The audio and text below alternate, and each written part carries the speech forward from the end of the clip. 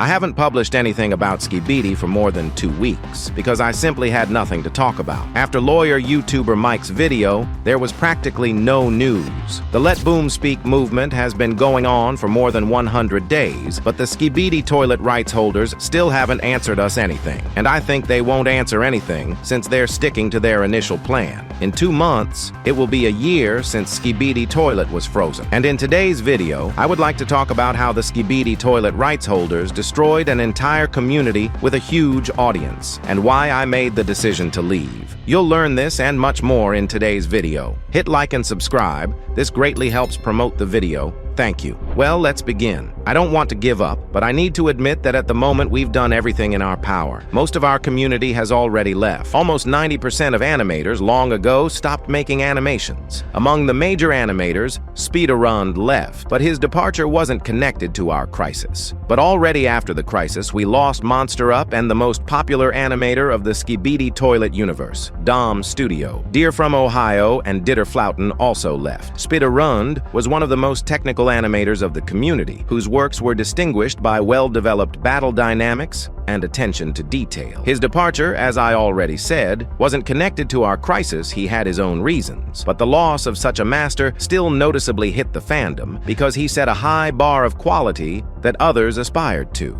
Next, Monster Up. This is one of the largest animators of the universe whose videos gained millions of views. He was among those who openly signed the statement in support of Alexei. His animations were distinguished by large-scale battles and epic presentation. He knew how to turn a simple concept into a real spectacle. And when such a person leaves, this is a loud signal that something is seriously broken in the fandom. But the biggest loss among animators is, of course, Dom Studio. Without exaggeration, this was the most popular fan animator of the Skibidi toilet universe. His project Multiverse became the most popular among fan-made content. Millions of people followed it. Dom Studio was effectively the face of fan animation, the person that newcomers looked up to, and his departure became a symbol of the fact that even the most devoted and successful creators no longer see the point in continuing. Dear from Ohio also deserves separate mention. He was not just an animator, but also an active participant in the movement for Boom's return. Remember,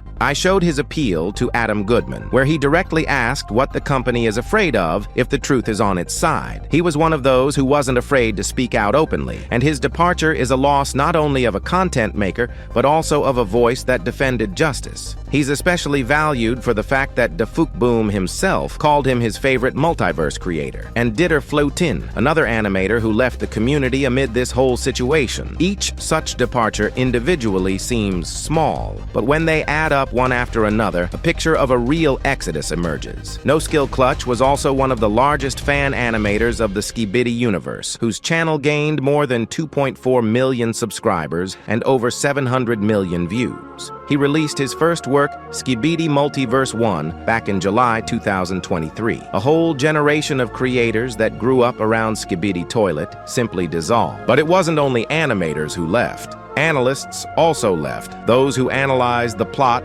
built theories, maintained interest in the lore between episodes. One of the very first analysts to leave us was Elite Cameraman. It was as if he felt that something was coming, and left back at episode 78, before the whole crisis erupted. Perhaps he had intuition, or perhaps he just got tired earlier than the rest. Also, one of the first to leave our fandom can be considered Moby. He started his analyses from the very beginning, like Elite Cameraman. He was also remembered by us for appearing in Dom Studio's Multiverse as a new character. Besides him, Databio left, but left without a goodbye. And as I understood, she generally didn't support our movement. I don't criticize her for this because it's everyone's decision. Everyone has the right to choose for themselves whether to participate in the struggle or not. But the very fact that even those who were part of the community preferred to step aside also says a lot. And the topic of today's video is exactly about this, about how one company destroyed an entire community that developed for 3 years and didn't lose momentum.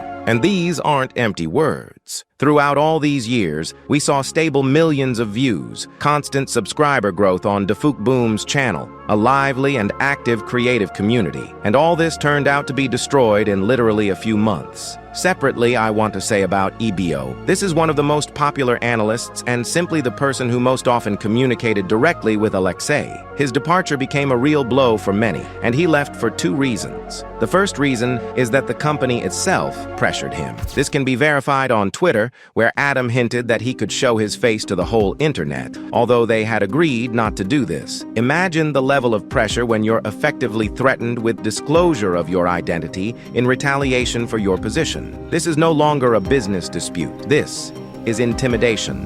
The second reason, no less important, is a certain group of toxic people within the community itself who by their actions forced EBO to leave. And this is a bitter truth. Sometimes a community wounds itself from within. While we fought with the external enemy, some people poisoned the atmosphere inside, and in the end we lost one of the most valuable participants because of this.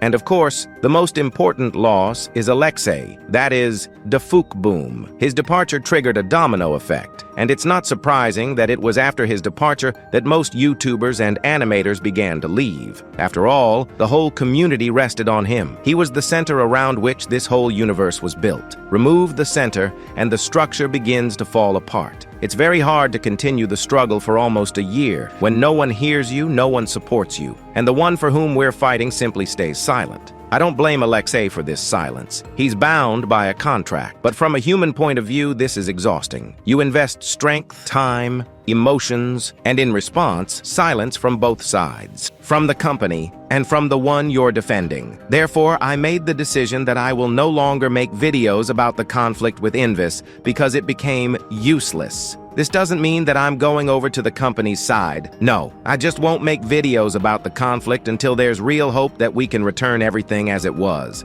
I'll make videos about Skibidi Toilet, but it won't be about the conflict, because we're all already tired. Perhaps I'll return to the topic if a real reason appears. For example, if Alexei decides to accept Mike's offer, or if new rights holders buy Skibidi Toilet, that's when there will be something to talk about. It's clear that the company still doesn't care about us. They do what they need, although it should be the opposite. After all, they make the series for us, for the audience, not for themselves. But so far, there's been no response from them. Only edits on Instagram. I understand why they upload content there. They do it so that people don't forget about their project, or they're preparing for the publication of episode 80. But, as we remember, the director of this company during the conversation with EBO said that there will be no new episodes until the conflict ends. And since the conflict won't end, then episode 80 apparently will never come out. This is a vicious circle from which the company doesn't let itself out. I also want to say a few words about analysts, because their role is often underestimated.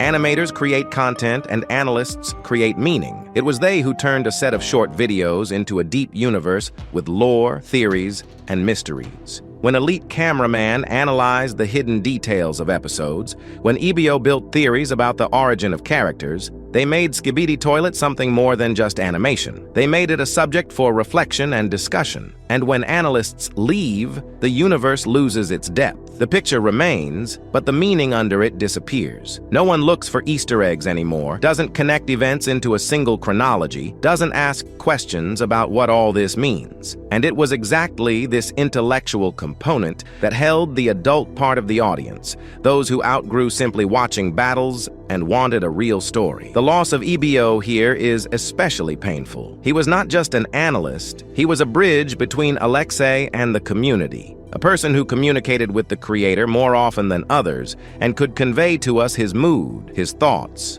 When EBO left, we lost this communication channel, and the fact that he was squeezed out by the company's pressure and the toxicity of part of the fandom simultaneously is doubly offensive. He was broken from two sides at once. I'm telling all this not to bring on melancholy. I'm telling this so that you understand the scale of what happened. When I say that the company destroyed the community, this isn't an exaggeration for the sake of drama. This is a literal description of what happened. People who created this universe for years left. Some because of pressure, others because of fatigue, still others because they lost the point in continuing, and gathering them back will be almost impossible. You know what's the most offensive thing in this whole story? That all this could have been prevented. It would have been enough for the company to simply respect the creator and his audience. It would have been enough to give Alexei creative freedom and fair conditions.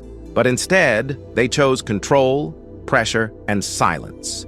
And in the end, they got a destroyed community, departing creators, and a spoiled reputation. For 3 years, we built something truly unique. Skibidi Toilet was not just a series about singing toilets, as it's seen from the outside. This was a huge, creative ecosystem. Animators made their versions of events. Analysts analyzed every detail. Viewers built theories and awaited new episodes like real premieres. This was a living, breathing community, united by love for one person's work. And now I look at what remains, and I'm sad. Animators left, analysts left, the atmosphere is no longer the same. What was created for years has been destroyed in months by decisions of people who didn't care about anything except money. But I want you to understand one thing. My departure from the conflict isn't a capitulation. This is an acknowledgement of reality. We did everything we could. We launched movements, wrote petitions, attracted lawyers and journalists. We fought worthily and long. And if there's no point now in banging our head against the wall,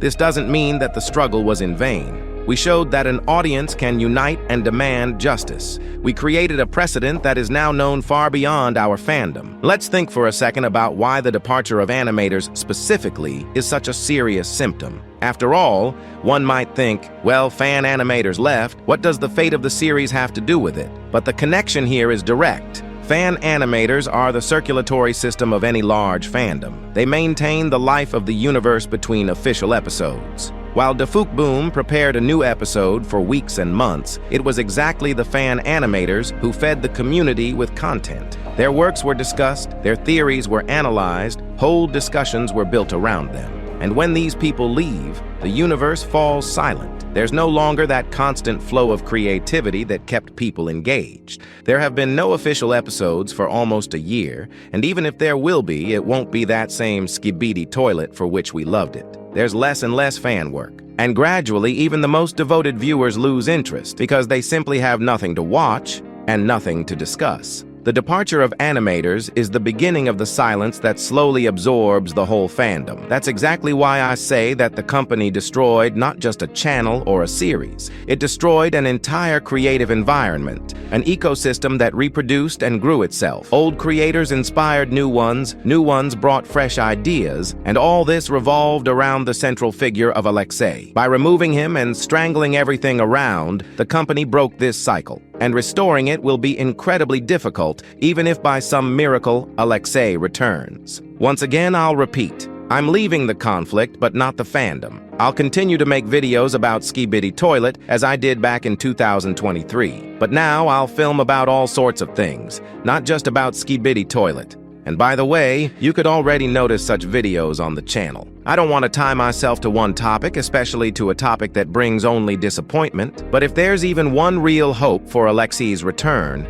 you'll learn about it from me. If some major news appears about Supcaman's return, you'll definitely learn about it. And all sorts of minor news I'll publish on our Twitter. The link is in the description. I want to thank everyone who was with us all this time, who hit like, wrote comments, spread videos, participated in movements. You are the real heroes of this story. And even if everything looks sad now, I believe that somewhere out there in the future, justice will still prevail. Maybe not tomorrow, maybe not in a month, but truth has a way of surfacing. Alexei gave us a whole world, and this world will forever remain in our memory, no matter what the company does. No contracts, no strikes, no silence will be able to erase what we experienced together over these 3 years.